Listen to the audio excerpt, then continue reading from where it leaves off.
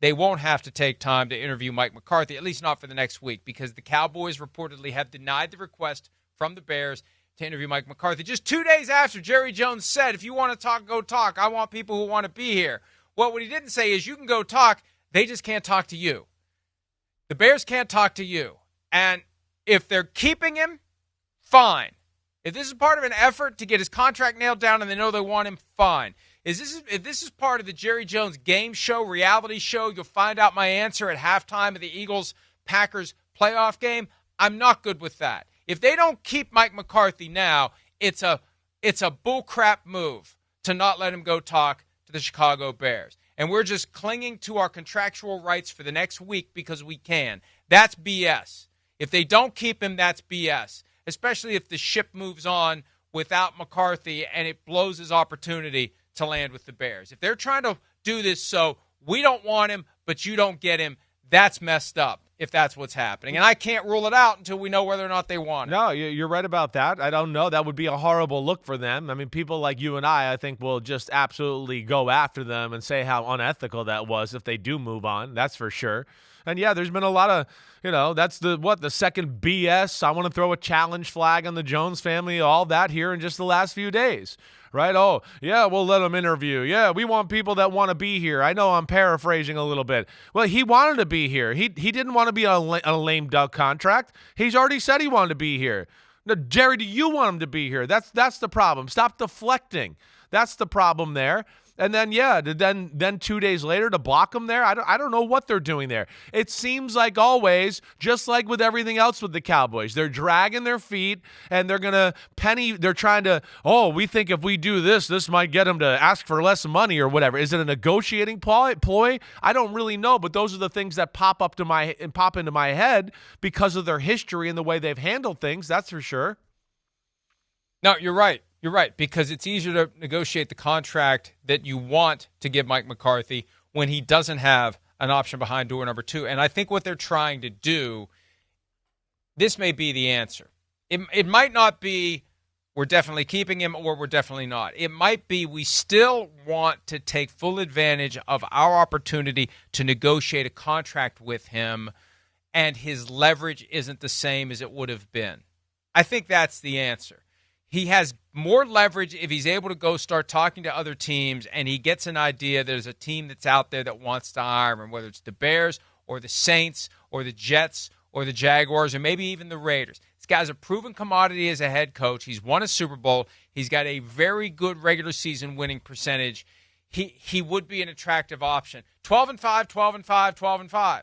2021, 2022, 2023. Hey, what he did this year was impressive. To be 12-5. To turn it around with all those injuries and all the failures by the front office to get contracts done when they should get done. So I think what they'd like to do is have their chance to get him to say yes or no to their offer before he knows what would be behind door number 2. Now, to get back to our spirited discussion / debate from last segment, his agent will likely know what another team would offer. Right.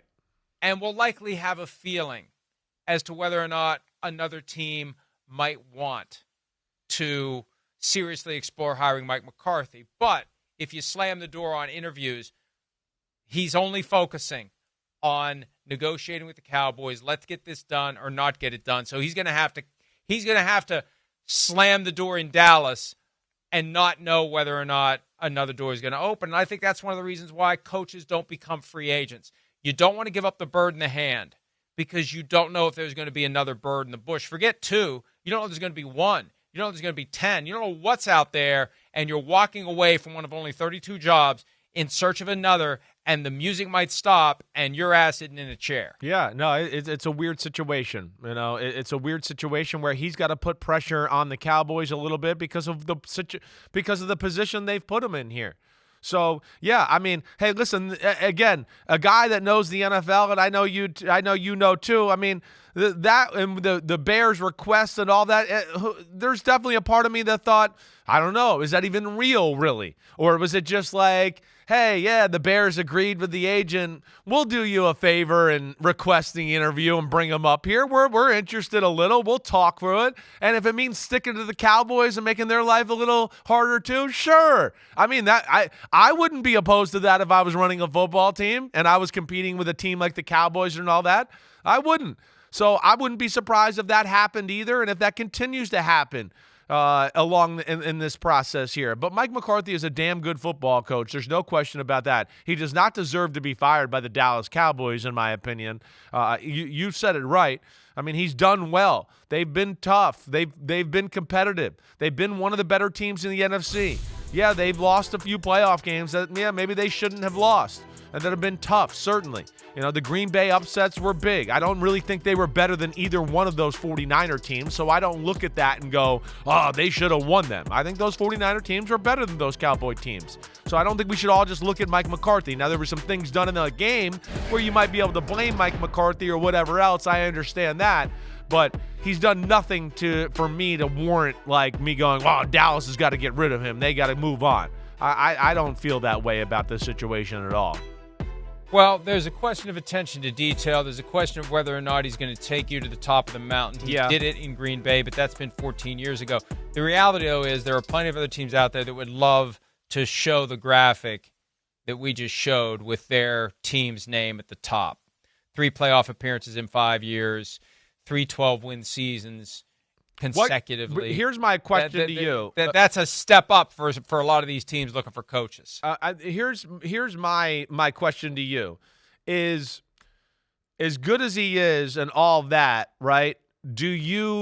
What kind of team or situation do you think is going to be interested in him, and the team and the fan base would like a Mike McCarthy, right? Chicago, to me, wouldn't be one of those. I don't think people in Chicago are going to go, oh, Mike McCarthy, oh, yeah, he'll fix Caleb Williams, and, he's known for his exciting offense and all that. I don't know if that would be the right situation. And I'm not, I question what is the right situation out there that would make sense that a fan base would get behind with Mike McCarthy. That's certainly, fair to ask, in my opinion. Well, look, ageism is real in the NFL, but there's also a practical reality here where if you have a young quarterback that you want to develop and you hope that you hire a coach who will be connected to that quarterback for 15 years, if you get a guy who's 61, he's going to be 76, older than George Halas was when he last coached, when it's time for Caleb Williams to retire. So that becomes part of it. And you want young coach, young ideas, new ideas, fresh thinking, all those things that are code for ageism, but how creative? That's one of the big complaints you've had about Mike McCarthy. How creative is the offense? How dynamic is the offense? It's almost like you'd want to pair him up with a veteran quarterback, and, it could be that he goes, would the Raiders be in play? Don Yee's his agent. Don Yee's Tom Brady's agent. That's the thing you're talking about earlier. The Bears, we'll make a request for Mike McCarthy, even though we don't really want it or we know we're not going to get it, but we'll do it. And Don Yee, if he has other clients who are talking to the Bears, that makes it easier to do things. It's just part of how the sausage gets made. But, Jacksonville, I was poking around about that yesterday because Mike McCarthy and Trent Baalke had 1 year together in San Francisco, just 1 year, and it's quite possible they hated each other. But they had 1 year together. There is some background there. And McCarthy, I don't know. Trevor Lawrence has been around long enough that it's not like you're nurturing a quarterback. Maybe Mike McCarthy could take Trevor Lawrence to the next level. But we saw what his work was with Aaron Rodgers. We saw what he's done with Dak Prescott. 2 guys that he didn't pick. 2 guys he had a chance to pick him in San Francisco and didn't want him. Wanted Alex Smith instead, as legend goes. He was the offensive coordinator of the 49ers. When that selection was made. But he inherited Dak Prescott too, but he did great things with guys he inherited. So maybe Jacksonville is the place. He inherits Trevor Lawrence, and he unlocks a new level of performance for him. I hear what you're saying there. I mean, he's certainly a guy that can get an organization going back in the right direction and, settle things down and get everybody going the right way and cohesive. That would be the positives about him. And I would think that's the decision that Chicago is going to have to make here, right? Do they want to go for young, unproven whippersnapper, right, who you might strike gold with a guy like Ben Johnson or whoever else out there and go, oh, man, offensive genius, whatever, Todd Monken, Liam Cohen? Do they want to try to do that?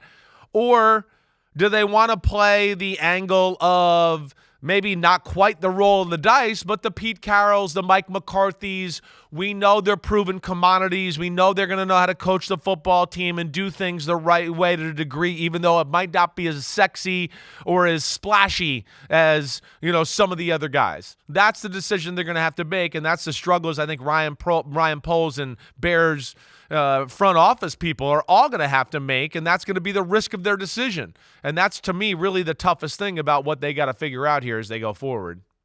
Short-term sizzle versus long-term substance. Right. And you might have to sacrifice winning the press conference to have a team that wins consistently enough so that the fans don't sell their tickets to fans of the opposing team, which is something George McCaskey, the chairman of the Bears, said yesterday. It's up to us to play well enough so that that fans want to come to the games and don't want to sell the tickets to fans of the opposing team. So that's a big part of it. PR is a big part of it.